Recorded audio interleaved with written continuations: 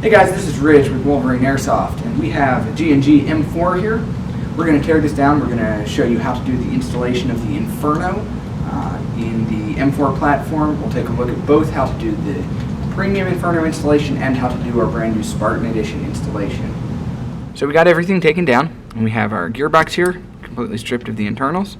And we'll talk about what we need to save from the gearbox in a minute. But first, let's take a look at what's included with the Inferno package. This is the Spartan Edition. So first of all, you'll have a instructions booklet. Inside you have a QC sheet indicating who built the unit and tested it and who it was packed by, and the contents of the kit. And all the instructions as far as tuning and troubleshooting are included in that booklet. And your warranty details are on the back.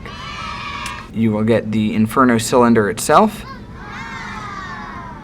You will get an Airline. It's a very nice Inferno patch. And with the Spartan Edition, you will get the Spartan electronics.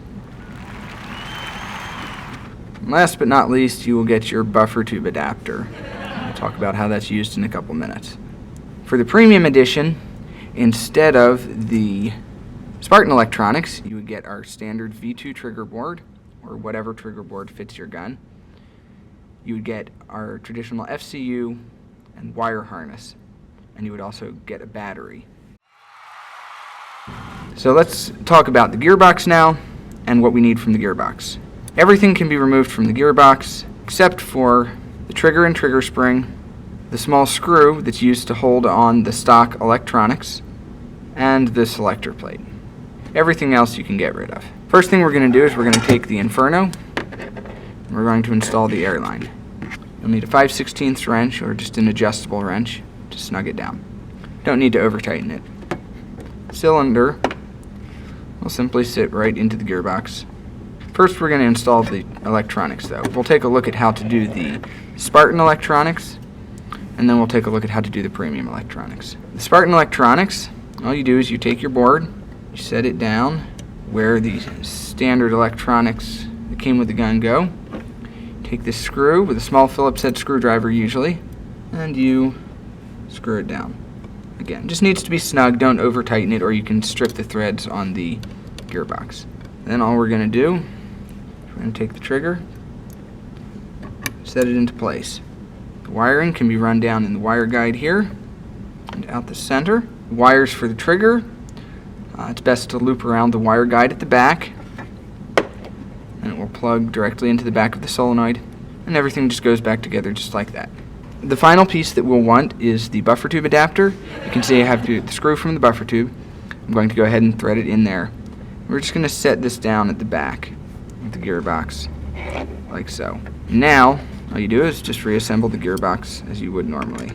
Put your screws back in, install the rest of the screws, and you're set. With the Premium kit, what you're going to get is a wire harness, FCU, and a trigger board. Installation is very simple.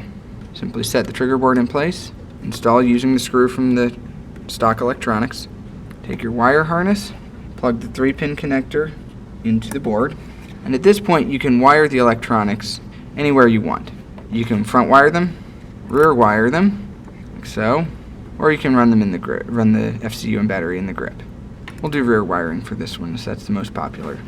So first we're going to loop the solenoid wires in. Go ahead and plug those in. FCU wiring goes just like that. We're going to set the Inferno in place, install our trigger, and now as before, two halves of the gearbox simply go back together. With either installation, before you complete reassembly, you want to check that everything's working properly. So we have our FCU plugged in here and our battery, and we're just going to check that both semi-auto and full auto are working properly. Everything's looking good.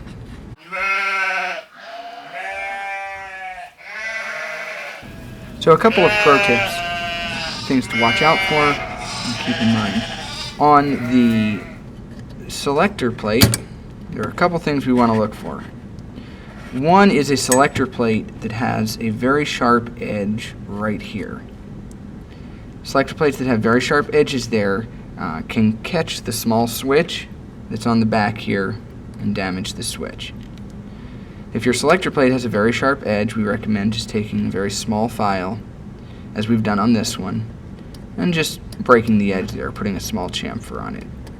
Another thing to look out for is the selector switch on the back, and again the selector plate, where it engages. On some guns, the selector plate here, you can see the selector plate is what actually engages the selector switch, taking it from semi to full auto. On some of these, the selector plate is very wide, so it engages the switch too early. So in effect, you'll never get semi-auto. You'll go straight from safe to full auto. If that happens to you, you want to remove a little bit of material from the selector plate right here until it engages at the proper time. On some that have the metal band, it's sufficient to simply remove the metal band around the plate, and that's enough to get it to engage at the proper point. Another thing to look out for is that you always want to check that your wires don't get pinched. This can cause a short, which can damage the electronics. Particularly the solenoid wires.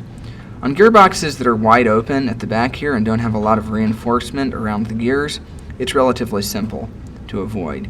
Ones that have a lot of reinforcement, you can sometimes get the wires pinched and bridge the wires and can short the electronics and damage them.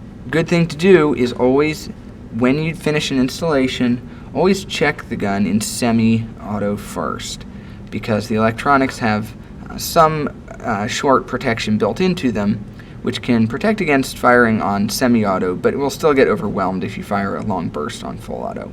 So always check in semi first, and if the gun's not firing, take it apart, check that you haven't pinched any wires, and then reassemble. If you want to run the Airline out the back of the gearbox instead of out the grip, what you're going to need to do is you're going to need to make an opening here and here on the gearbox.